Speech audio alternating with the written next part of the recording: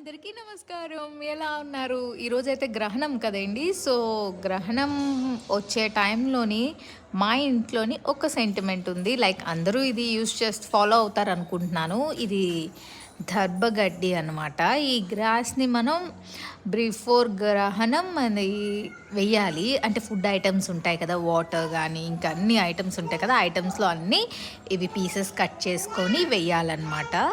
So ఇది గ్రహణం టైంలో అంతా ఉంటుంది. ఆఫ్టర్ గ్రహణం మనం అవన్నీ రిమూవ్ చేసేసి ఇంకా ఫ్రెష్ అవ్వడం అయన్నీ ఉంటాయి కదా! లేదంటే ఫ్రెష్ అయ్యాకైనా రిమూవ్ చేసేయండి. బిఫోర్ అయినా రిమూవ్ చేసేయండి. సో, ఇలా పీసెస్‌లో అయితే కట్ చేసుకున్నాను. నేను జస్ట్ మీకు సింపుల్‌గా ఒక శాంపిల్ చూపిస్తున్నాను. నేను సాల్ట్‌లోని ఇలా వేసి ఉంచేస్తాను.